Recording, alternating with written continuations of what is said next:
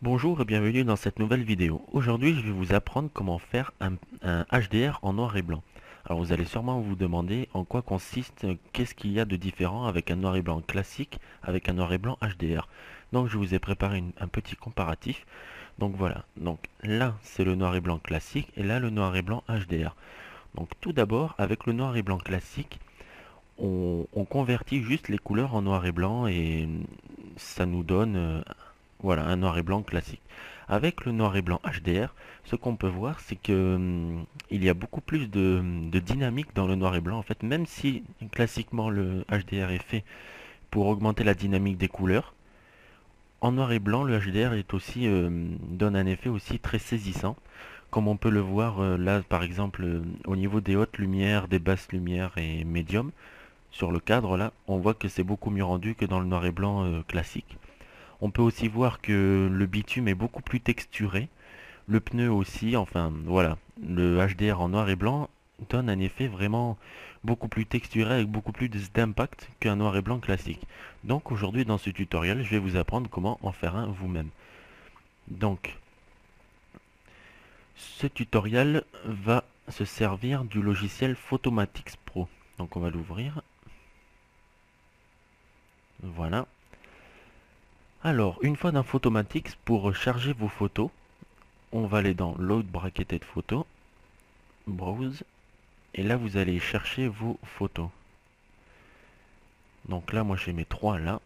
Alors pour faire un HDR, bien sûr, il faut avoir une photo normalement exposée, une photo sous-exposée et une photo surexposée. C'est ça qui sert à faire un HDR en fait.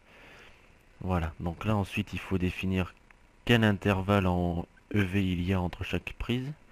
Donc là j'ai pris un EV à chaque fois de différence, donc 0, la normale, celle surexposée avec plus 1 et celle sous-exposée avec moins 1 EV.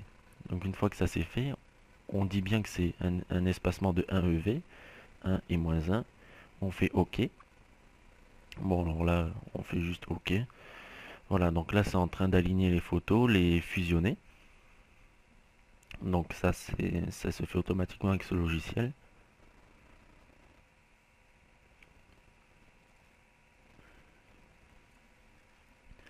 Là. Donc là on a un HDR classique. Mais nous on veut un noir et blanc. Donc avec Photomatix, là les presets, on peut avoir des HDR déjà pré-réglés.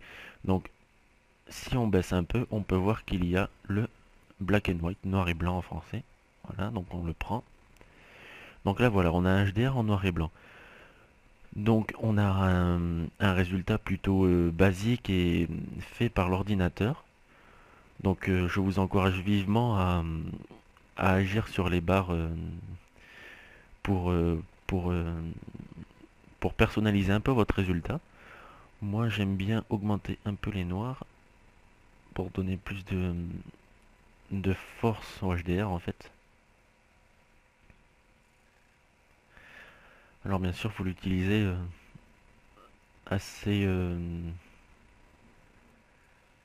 avec plutôt de la délicatesse parce que si on met des valeurs beaucoup trop fortes, on a vite fait d'abîmer notre image et d'avoir un résultat moyen. Donc là, les noirs, je vais les augmenter.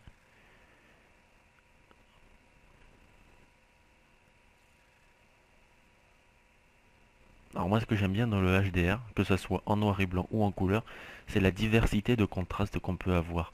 Je m'explique. On peut avoir des hautes lumières très très bien définies avec des basses lumières, voire des ombres bien définies aussi, ce qu'on ne peut pas avoir sur une photo classique. En général, quand on prend une prise de vue, on doit faire le choix soit privilégier les hautes lumières, soit les basses lumières. Grâce au procédé de HDR, on peut avoir un compromis. On peut avoir des belles hautes lumières et des belles basses lumières. Donc voilà, donc une fois que vous avez fini vos réglages, il faut tout simplement faire Process. Et là, Tone Mapping, ça veut dire que c'est en train d'exécuter les réglages que vous avez définis sur la photo. Une fois que cela est fait, vous avez créé votre HDR. Donc je vais vous montrer une fois que c'est fait. Donc là on attend la fin du calcul du logiciel.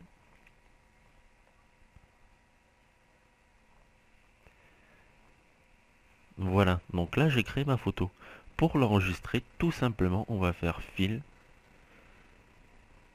sauvegarder sous. Alors, par exemple sur le bureau. Alors, par défaut, le logiciel met le nom de votre photo plus le nom de celle surexposée et le nom de celle sous-exposée avec écrit ToneMaped pour vous dire que c'est le résultat en HDR. Bon, alors moi je vais par exemple l'appeler Moto HDR. Vous pouvez donner le nom que vous voulez. Vous pouvez aussi choisir votre format. Donc moi je prends le JPEG parce que je ne vais pas réaliser d'autres traitements dessus. Si par exemple vous avez dans l'intention de vous en servir sur des prospectus ou des affiches ou autres, je conseille le format TIFF. C'est un format beaucoup plus volumineux, mais avec beaucoup plus de possibilités de modification par la suite, parce que contrairement au JPEG, le TIFF compresse beaucoup moins le fichier. Donc forcément ça prend plus de place, mais le fichier est beaucoup plus défini. Donc moi en JPEG, c'est juste pour vous montrer comment faire. Donc moi je mets en JPEG, enregistrer. Et voilà, vous avez créé votre HDR. On peut le retrouver là où vous l'avez sauvegardé. Voilà, vous avez créé un noir et blanc HDR. J'espère que cette vidéo vous aura plu. Dans une prochaine vidéo, je vous présenterai comment faire un HDR à partir d'une seule prise de vue. Généralement, avec un HDR, il faut prendre trois prises de vue directement à la prise. Moi, je vais vous montrer comment on peut faire aussi un HDR avec une seule prise de vue à la base et en multipliant les prises de vue, en multipliant la photo avec un logiciel, en sous-exposant et en surexposant directement par le logiciel. Alors ça donne pas vraiment un résultat HDR à proprement parler, mais avec ce résultat, on peut obtenir un effet HDR, je vais dire.